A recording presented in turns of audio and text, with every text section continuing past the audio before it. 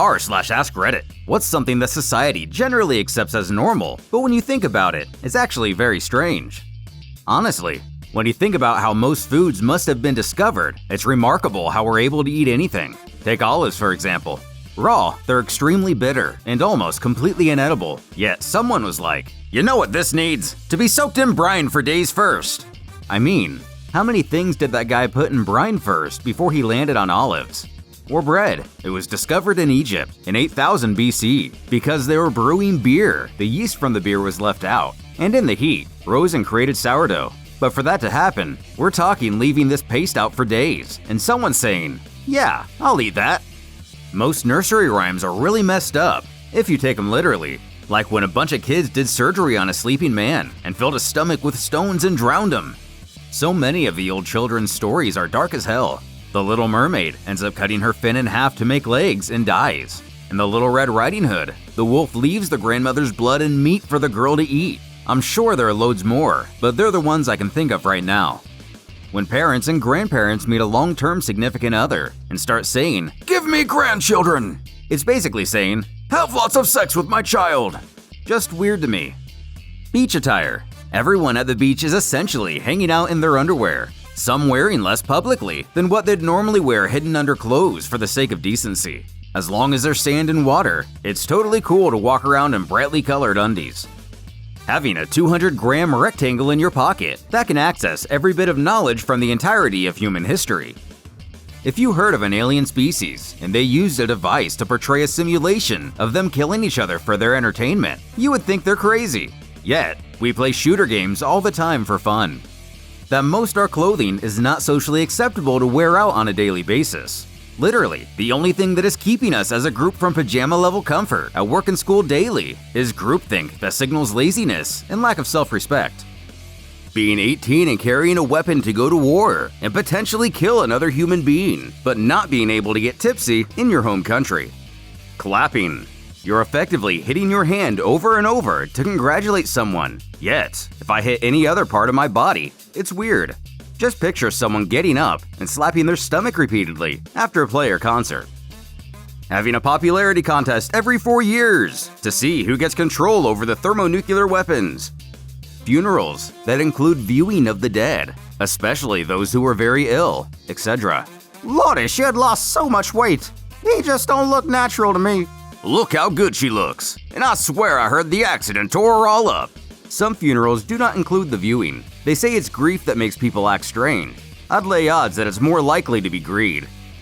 Sending money using paper checks. I know before the internet, it may have been practical, but businesses expect me to just send a physical piece of paper that has my full bank account, routing number, along with my full name and address, all in unencrypted plain text through mail? There is literally no security on checks. It's insane, and I hope the acceptability of using them wanes as new generations grow up. Drinking milk from other animals. Eating the fermented of that milk. Yogurt. Eating that when it goes off. Cheese. Eating that when it's covered in mold. Blue cheese. Yeah, we eat moldy, gone-off fermented cow udder excretion. It's really strange when you think about it.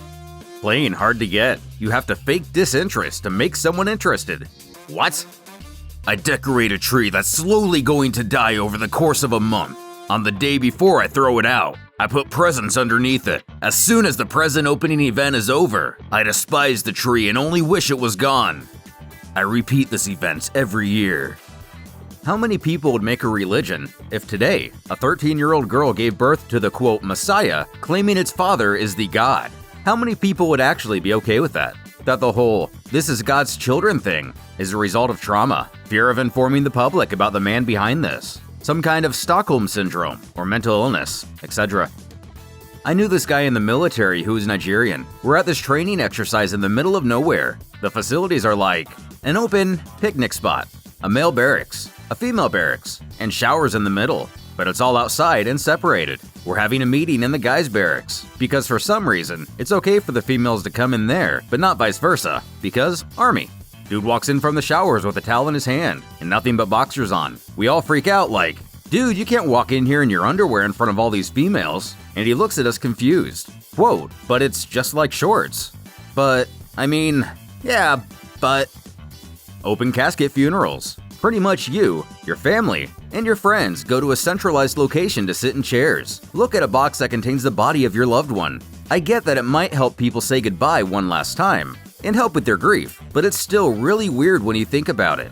You don't really know how to act. Are you supposed to cry? Reconnect with your relatives you barely see? Are you supposed to just remain quiet and just stare at your dead loved one? Personally, I don't want to have a funeral. I could care less what happens to my body. Dig a hole. Throw my body in the ground for all I care. I don't want people to remember me as a cold, stiff, dead corpse. Instead, I want to have a living funeral. I want to be there to joke around with everyone and reminisce on the good old days. I want people to remember me laughing and with a smile on my face. Raves. Just being there with strangers. No talking. Listening to very strange repetitive music in a very dark room. And the weirdest of all, dancing like crazy together. Dancing is weird anyway if you think about it. The somewhat recent revival of mob justice, now mostly online and not in the streets, has not only been normalized, but praised. A lot of people nowadays seem to think it's totally fine to take matters into your own hands, to try and bring about justice, invoking often anonymous mobs of people to dogpile others online and try to ruin their lives, as if that has ever been healthy for humanity or righted any wrongs. Hopping in a machine powered by exploding gasoline a foot or so away from your crotch that demands all your attention to operate it, only to bring it to the closest Burger King for some of those $1 nuggets that were definitely extruded out of a chicken's a-hole, but it's breaded and it's cheap. So you throw that shiz into some barbecue sauce and don't think about it. Eating embryos of other animals is perfectly fine. That guy who discovered vegetables, he dug up some plants and ate the roots. Watching other people get hurt or enjoying themselves is exciting because others said so.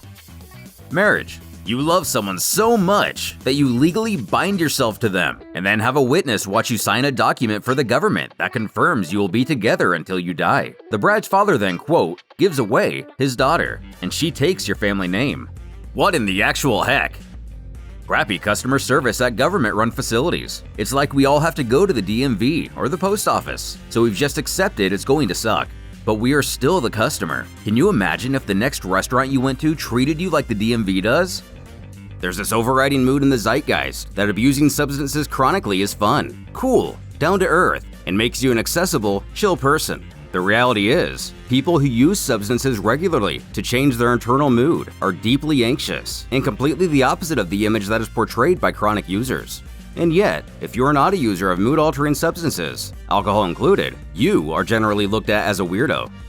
If you receive a present and you don't use it, it's a personal insult to the person who gave it to you. This includes situations in which the present is a terribly made product. Not the gift giver's fault, he tried, but it's a combination of the gift giver not having much knowledge of the gift, / the gift giver not doing research on whether the gift is actually good, / the gift giver being cheap or not able to spend a lot of money. My loved one wants a $300 item. That's way too expensive. Wait, there's a similar item that costs $20. I'm sure it's just as good, and I'm not going to do any research to confirm this. I'm also not going to look at the reviews to see if a similar item in the $100 range is a decent substitute. Blessing someone after they sneeze. Does anyone really believe they are at risk of their soul escaping because they sneezed and require a blessing? It's weird because it's so ingrained in people that it's considered rude not to bless someone after they sneeze.